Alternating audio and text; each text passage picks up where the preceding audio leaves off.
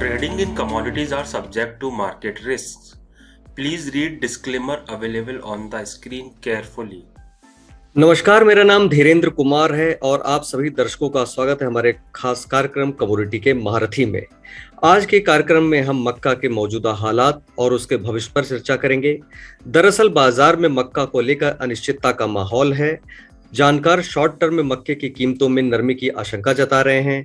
ऐसे हालात में मक्के की घरेलू मांग कैसी रह सकती है और उसका आउटलुक क्या है, इस पर बातचीत करने के लिए हमारे साथ जुड़ रहे हैं सिमरन फीड्स प्राइवेट लिमिटेड के परचेज हेड नितेंद्र कुमार त्रिपाठी। तो बातचीत का सिलसिला शुरू करते हैं। नितेंद्र त्रिपाठी जी, इस साल मक्का उत्पादन को लेकर आपका क्या अनुमान है?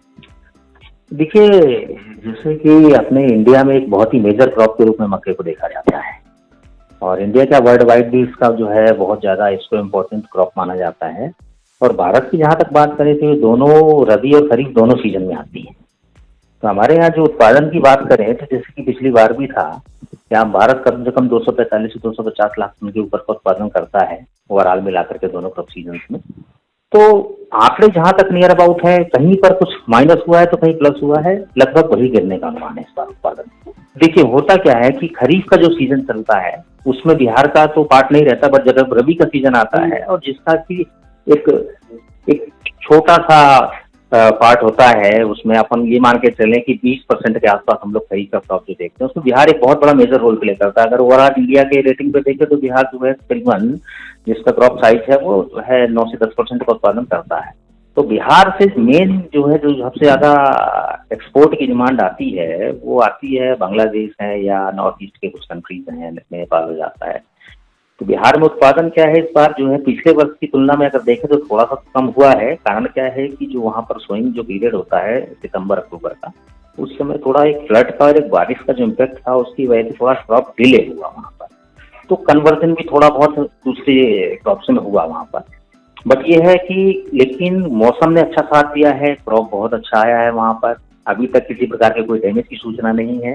तो बिहार में स्टॉकिस्ट भी काफी रहे, तो क्रॉप बहुत अच्छा है बिहार में। बिहार में मक्के की आवक चल रही है। पिछले साल की तुलना में इस साल नई फसल की आवक कैसी है और आने वाले दिनों में आवक की स्थिति क्या रहेगी? अराइवल्स हो रही हैं और यहाँ पर क्या है, धीरे धीरे बिहार का जो है जो अपना पीक टाइम था अराइवल्स का वो अब धीरे खत्म होने को आ रहा है और यूपी का टाइम शुरू होने को आ रहा है दूसरी तरफ।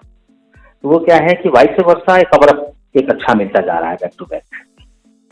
नितेंद्र जी, मौजूदा समय में व्यापारियों और स्टॉकिस्ट के पास स्टॉक की क्या पोजीशन है? देखिए, अगर बिहार की हम लोग पर्टिकुलर बात करते हैं तो बिहार में क्या है कि स्टॉकिस्ट और व्यापारी जो है, व्यापारी तो कम बोलिए, स्टॉकिस्ट पहले ही पोजीशन लेकर के बैठ गए वहाँ पर और उन्होंने काफी अच्छा स्टॉक भी कर लिया, मेंटेन किया है। मीनवाइल एक्सपोर्ट भी जो है साइमल्टेनियसली चलता ही जा रहा है पूरे मार्केट में। नए इंपोर्टर्स भी इंडिया के लिए खड़े हो रहे हैं, वियतनाम जैसे, मलेशिया जैसे, कुछ श्रीलंका में भी बेच जा रहा है अपना। तो ओवरऑल स्टॉकिस्ट के पास माल है, माल की कोई कमी नहीं है इंडिया के अगर सिनेरियो में देखें। और बस ये है कि प्राइस फ्लक्चुएशन जो होता रहता है वो चलता रहता है डिमांड सप्लाई के आधार पर। जी, पिछले साल की तुलना में मक्के की घरेलू मांग कैसी है और कितना निर्यात हो सकता है? निर्यात मैंने बताया आपको कि निर्यात में ये है कि चूंकि बांग्लादेश एक बहुत बड़ा हमारा जो है इम्पोर्ट करता है इंडिया के मक्के को और उसके बिहार के लाइन से करता है। तो ओवरऑल अगर देखें हम अपनी घरेलू डिमांड की बात करें और जो एक्सपोर्ट की बात करें तो तकरीबन हम लोग जो है 250 लाख मेट्रिक टन के आसपास जाते हैं, दोनों चीजों को मिला करके, एक्सपोर्ट प्लस डोमेस्टिक डिमांड की हम बात करें तो ये डिमांड तो पूरी मैच होनी है क्योंकि सप्लाई उसी स्तर पर है।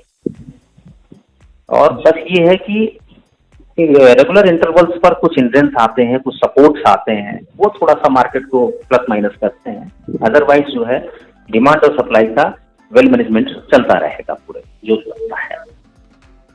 बातचीत के सिलसिले को आज हम यहीं पर खत्म करते हैं। आज की चर्चा में शामिल होने के लिए आप दोनों का बहुत बहुत धन्यवाद। आने वाले शो में कमोडिटी मार्केट से जुड़ी फिर किसी बड़ी हस्ती को लेकर आपके सामने आएंगे। तब तक के लिए नमस्कार।